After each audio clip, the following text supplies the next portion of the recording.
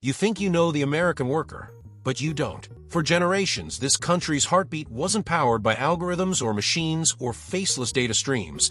It was powered by people. The early risers clocking in before sunrise. The factory hands whose sweat built the modern world. The clerks, the truckers, the engineers, the welders. They were the backbone of America, until one day, the backbone started bending under the weight of progress. Or at least, that's what they told us. Because behind every promise of innovation, there's always someone being replaced. For decades, efficiency was the holy word. Corporations whispered it in boardrooms like a prayer. Economists praised it, investors demanded it, and politicians used it to justify everything from trade deals to layoffs. Efficiency was supposed to make life easier. But the truth is, it didn't make our lives easier. It just made their profits bigger. Somewhere along the way, the American dream stopped being about people and started being about productivity. It began quietly. First, it was just robots on the factory floor, mechanical arms that could weld faster, cheaper, longer. Then came the self-checkout kiosks, the automated warehouses, the chatbots replacing customer service. And before anyone noticed, automation wasn't just a convenience, it became a system. A silent takeover, one task at a time. But the real story isn't just about robots or AI. It's about who benefits when humans disappear from the payroll. When automation first appeared, corporate America sold it as a partnership. They said machines would handle the dirty, dangerous jobs, freeing people for higher-level work. But somehow, that higher-level work never materialized. The workers they promised to upskill ended up unemployed, underpaid, or invisible. And the CEOs? They cashed in their bonuses for efficiency gains. Progress, it seems, always looks different depending on which side the paycheck you're on. You can see it in the numbers. In the last 20 years, corporate profits have surged nearly 200%. Worker productivity, up 70%. But real wages, barely moved. That's not an accident. That's a strategy. Because automation doesn't just eliminate workers,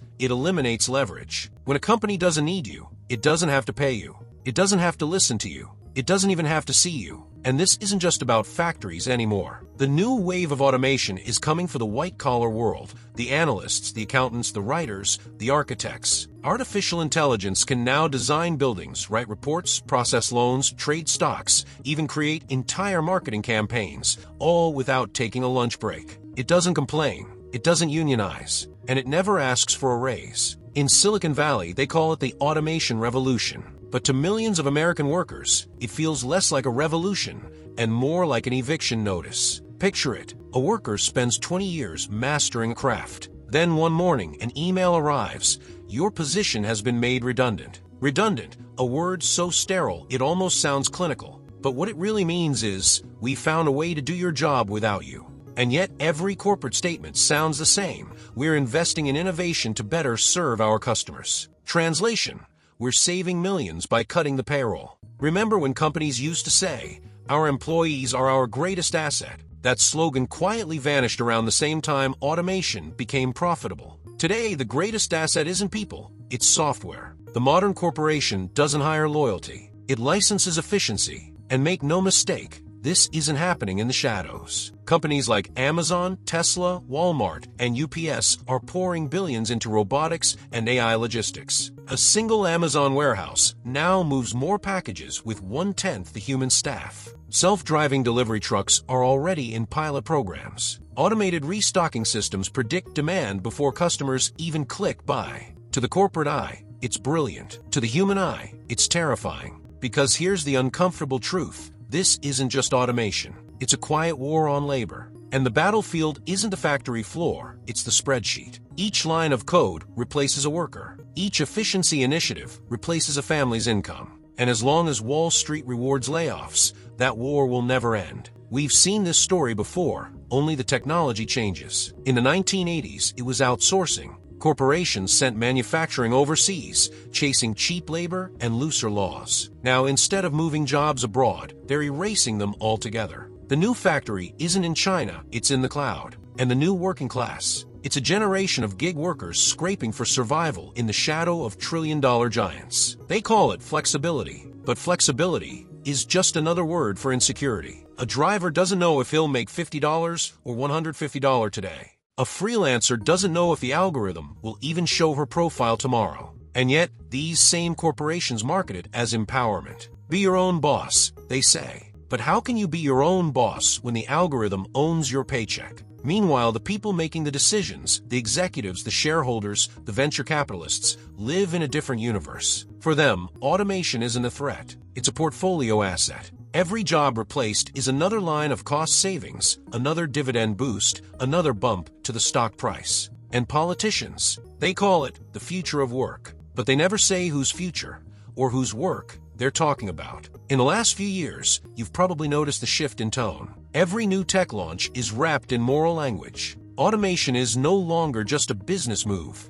It's framed as progress, as if opposing it means you're anti-future. When corporations replace workers, they don't call it downsizing anymore. They call it digital transformation. Because if you change the words, you can hide the damage. But the damage is real. Look at Middle America. Towns once powered by industry, now hollowed out by efficiency. Look at the millions who used to work the lines, the warehouses, the offices, now piecing together gigs to survive. And yet, GDP climbs. Stock markets hit records. The illusion of prosperity continues because the metrics were designed to measure profit, not people. Some will say, that's just capitalism. But capitalism wasn't always this cold. There was a time when hard work meant stability, when a paycheck could buy a home, raise a family, build a life. Now, the same system that once rewarded loyalty punishes it. Stay too long in one job, and you become replaceable. It's ironic. The system that once promised opportunity now uses automation to close the very doors it opened.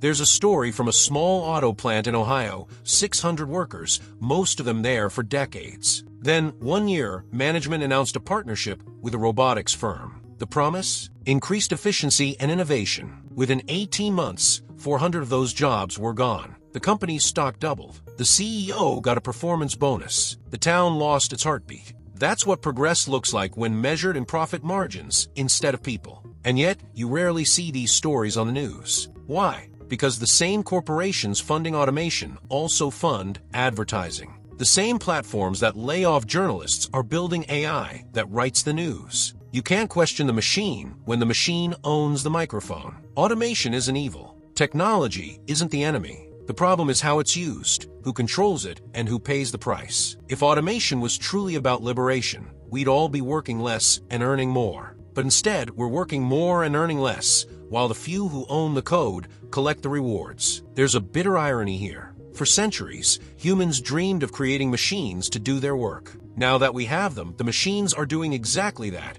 and we're the ones being optimized out of existence. Think about that next time you see a "now hiring" sign replaced by a touchscreen.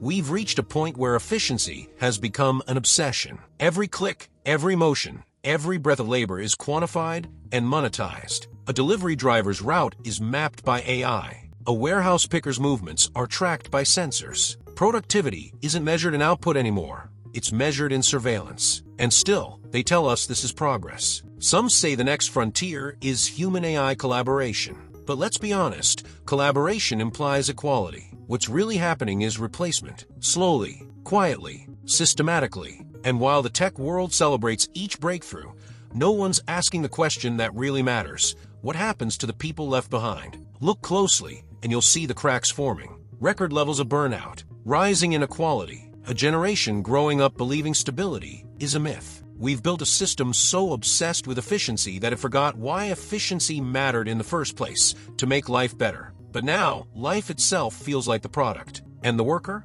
Just another variable in a corporate equation. You can feel it, the unease in workplaces across America. The uncertainty humming beneath every corporate update. The quiet fear that one more app, one more system, one more innovation will make your job obsolete. And the cruelest part? They expect gratitude for it. They roll out automation with confetti and press releases, as if replacing people with machines is something to celebrate. The question we should be asking isn't can we automate, it's should we. At what point does the pursuit of profit cross the line into moral bankruptcy? Because when efficiency costs dignity, we haven't advanced, we've regressed. We've built the most technologically advanced society in history, and yet millions can't afford rent. Maybe the problem isn't the technology. Maybe it's the system guiding it. In corporate boardrooms, automation is discussed like destiny. Inevitable, unstoppable, non-negotiable. But that's a convenient lie. Automation doesn't fall from the sky. It's chosen. It's funded, prioritized, and deployed by people who profit from it. And every time they choose the machine over the worker, they rewrite the social contract a little more. Until one day, there's no contract left to honor. Imagine explaining this future to a factory worker from the 1950s, a man proud to build something real with his hands. Tell him that one day, factories would run themselves, stores would sell themselves, cars would drive themselves, and somehow, people would struggle more than ever. He'd laugh at the absurdity, because progress was supposed to help people, not erase them. But here we are, a world where billionaires promise universal basic income while quietly investing in technologies that make it necessary. A world where politicians celebrate job growth while knowing most of those jobs pay less than they did 30 years ago. A world where the worker is told to retrain, as if you can just download a new career every time the algorithm changes. Retraining sounds noble until you realize it's a trap.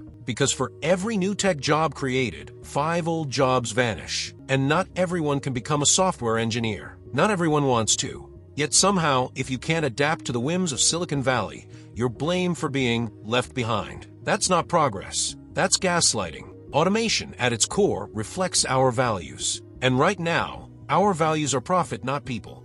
Convenience, not community. Data, not dignity. We've built machines to serve us, and ended up serving them instead. But there's still a choice. Technology doesn't have to mean displacement. Automation could be used to reduce hours, not eliminate jobs. It could make work safer, not scarcer. It could lift wages, not suppress them. But that requires a system built on fairness, not greed. The future isn't written yet. But if we keep letting corporations define progress, then the story of the American worker may very well have already ended. Because the real danger isn't that machines will replace us. It's that we'll accept a world where that's normal. So the next time you hear a CEO brag about digital transformation, remember what that really means. It's not transformation. It's extraction of labor, of livelihoods, of humanity. And if history has taught us anything, it's that every empire built on exploitation eventually collapses, no matter how efficient it becomes. Thanks for watching Financial Focus, where we follow the money and uncover the truth behind it. Don't forget to like, subscribe,